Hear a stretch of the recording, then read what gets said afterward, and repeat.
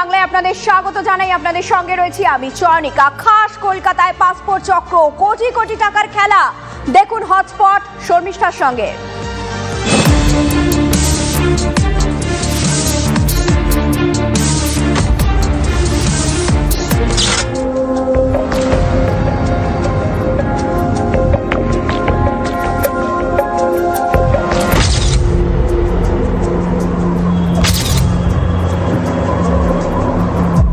সে তার কাজ করেছে, সে তার ফল ভুগবে।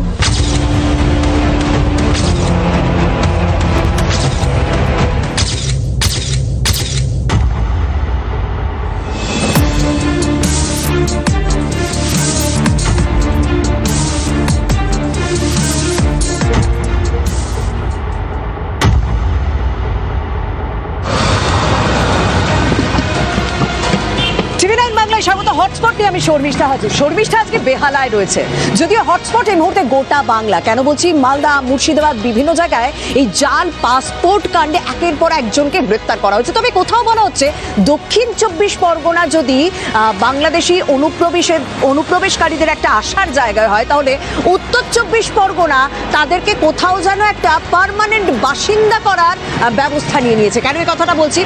13ই ডিসেম্বর থেকে 29শে ডিসেম্বর একের পর একজনকে গ্রেপ্তার করা হয়েছে। উত্তর 24 পরগনা থেকে গ্রেপ্তার করা হয়েছে, বেহালা থেকে গ্রেপ্তার করা হয়েছে।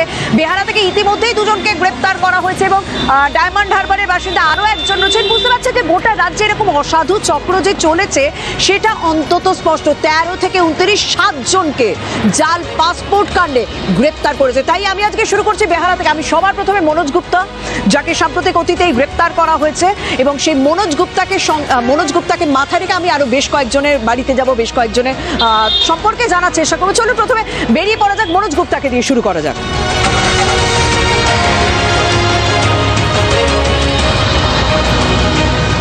শখের বাজার এলাকায় ঘুরছি, কারণ সেখানেই তো মনোজ গুপ্তার বাড়ি, এবং পুরো বিষয়টাই জানেন তো একেবারে প্যাকেজের মতন হতো। মানে বাংলাদেশ থেকে কেউ আসছে, থাকছে, খাচ্ছে, যার নথি তৈরি হচ্ছে, পাসপোর্ট হচ্ছে, পুরোটাই প্যাকেজের অংশ হতো। সেই প্যাকেজ ধরে ধরে টাকা ঠিক করা হতো।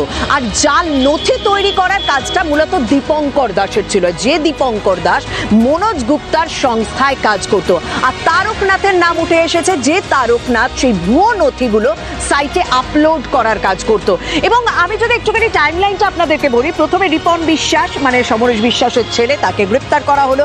14 তারিখ সমরেশ বিশ্বাসকে গ্রেপ্তার করা হলো, এবং তারপরে একের পর এক ওই 14 তারিখে দীপক মণ্ডলকে গ্রেপ্তার করা হয়। সেই দীপক মণ্ডল আবার কে? সে যাদবপুরে পড়াশোনা করত, সেও এই জাল পাসপোর্টের কাজ করত। কারণ যা খবর পাওয়া যাচ্ছে, পঞ্চশায়রে যে পোস্ট অফিস রয়েছে না, সেখানে সে অস্থায়ী কর্মী হিসেবে নাকি কয়েকদিন কাজ করেছে, এবং সে এই পাসপোর্টগুলো যেখানে পৌঁছে দেওয়ার বা মনোজের হাতে পৌঁছে দেওয়ার, সেই পৌঁছে দেওয়ার কাজটা করতো। এবং তারকনাথ সেনের কথা তো বললাম, তার কাজটা কি ছিল। দীপঙ্কর দাস, তারও বলেছি। মুক্তার আলম হচ্ছে দত্তপুকুরের বাসিন্দা, সেও হচ্ছে অন্যতম মাথা। আর এদিকে মনোজ গুপ্তা, তাকে 29 তারিখে গ্রেপ্তার করা হলো। একটু বাইরে আসবেন না, আমার সঙ্গে কিছু বলেনি, এসছে ওকে ধরে নিয়ে গেছে, ব্যাস। আর কিছু জানি না, আমি কিছুই জানি না। এইসব আমি কিছুই জানি না, আমাকে কিছুই বলে না। শখের বাজারে দোকান? না না না না, আমি জানি না এইসব, ওদের ঘটনা কিছুই জানি না। আচ্ছা, ওনার বাবা চালান কি মুদিখানা দোকানটা? আর এনারা এমনি কিসের কাজ করতেন? এই যে ছেলেটা মনোজ গুপ্তা কিসের কাজ করতেন কোনোদিনও কিছু বলেছে? জানতাম তো একটা হোটেল আছে। আর কালকে যখন পুলিশ আসে তখন তো সব বুঝতে পারছেন যে তখনই তো জানাজানি হলো যে এইসবের সঙ্গে যুক্ত।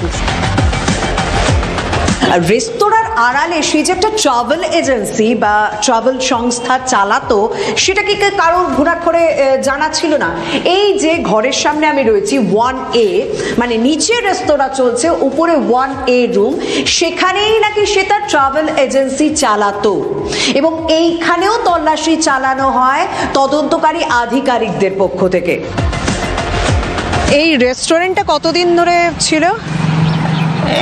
বছর 3 হবে হতো। আর এই রেস্তোরাঁর মনোজ গুপ্তা এতক্ষণে সব খবর পেয়ে গেছেন, জেনে গেছেন।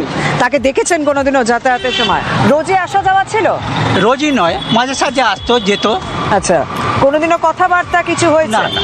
আচ্ছা, আমাকে একটা কথা বলুন, তার এই রেস্তোরাঁ, তার পেছনে শোনা যাচ্ছে সে একটা সংস্থাও চালাতো, ট্রাভেল এজেন্সি চালাচ্ছে, সেখানে পাসপোর্ট তৈরি হতো।